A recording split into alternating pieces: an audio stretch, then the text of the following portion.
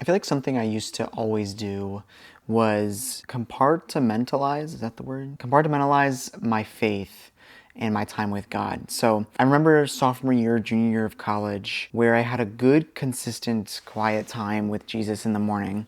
I would read whatever I was reading through. I think I was trying to get through the New Testament. So I'd read a chapter, drink some coffee, and take in what I was reading. But as soon as I was done, I would just carry on throughout my day, maybe talk to God here and there throughout the day, but I didn't give God that much energy as I did in the morning. It wasn't until recently where I started working full time after college and had a decent commute, about like a 45, sometimes 50-minute commute, both to and from work. And what I realized is that, okay, I have all this time, but what do I actually want to do with it? Do I want to just listen to the radio? Do I want to try and consume something? Do I want to call my wife on the way to work? And at first I did do that, listening to the radio. And so it was good, listen to the Joy FM, which is what we have here in Florida.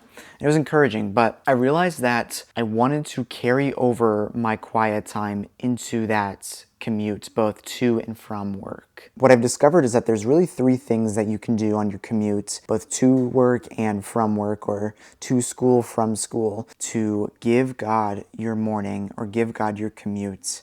And these are things that I've done and continue to do as I go on throughout my job and throughout my commutes. The first thing is learn. You can learn while you drive to work, and not just learn anything, but learn the things of God.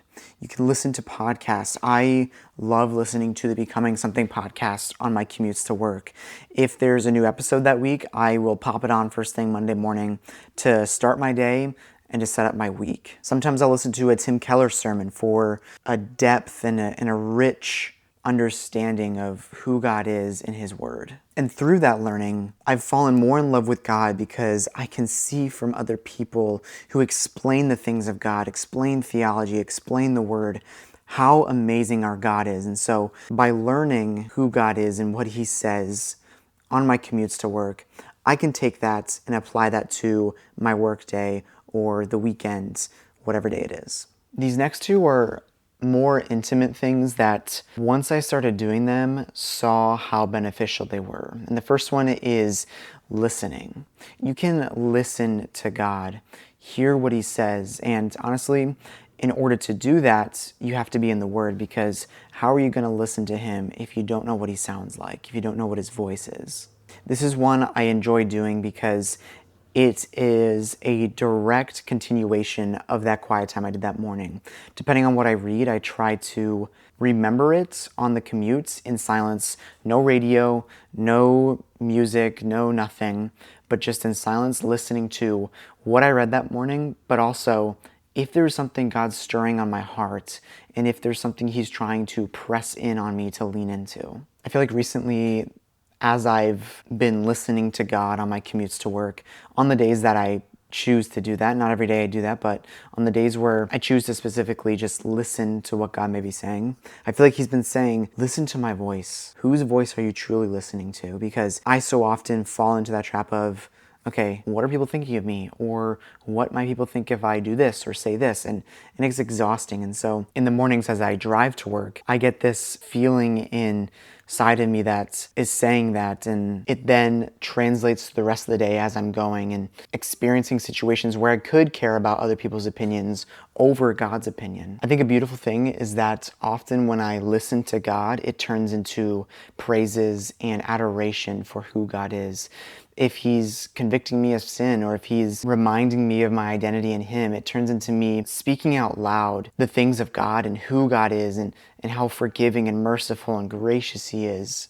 And it's so comforting to do that when days get hard and when things are challenging at work. Another thing that I've done to give God my commutes in the morning is lamenting. These kind of follow the L's, so learn, listen, and lamenting. And I have to figure out the fine line between complaining but also lamenting.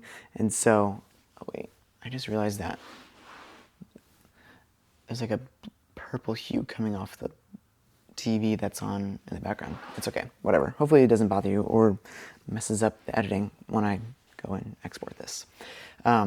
But I find myself trying to balance, am I complaining or am I expressing the challenges in my life right now? And so there are moments where I am crying out to the Lord, both internally and externally, what's on my plate right now, and physically crying and shedding tears about the situations I'm in. And what I've found is that crying and actually lamenting brings healing and brings comfort, because I know the Lord is near to the brokenhearted. I know the Lord is always with me and the ultimate comforter. Lamenting is something I'm still learning about because, like I said, I don't want to complain to God and I don't want to be ungrateful. And at the same time, life's not easy. It would be ignorant to try and think that everything's good, nothing's bad in the world, because that's just not the reality of the world we live in. We live in a broken world.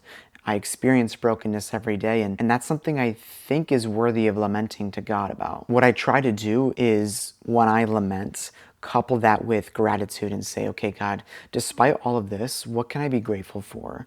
Where can I see you're moving and your fingerprints on, even in the midst of this lamentation, I don't know what the right word is, but I encourage you to give one of those a shot the next time you're on the way to work, or the next time you're walking somewhere in the morning to go to school or go to an appointment, whatever it may be. But give those a shot and let me know if you find them impactful, just as I found them to be impactful, because my goal is to help you make the mundane holy, to make the ordinary life that you're living not just ordinary, but extraordinary because of how God is moving in this world and can be moving in your life. On the screen now is a video that I would love for you to watch next. So if you're still wanting to watch some YouTube videos, then check out that video next.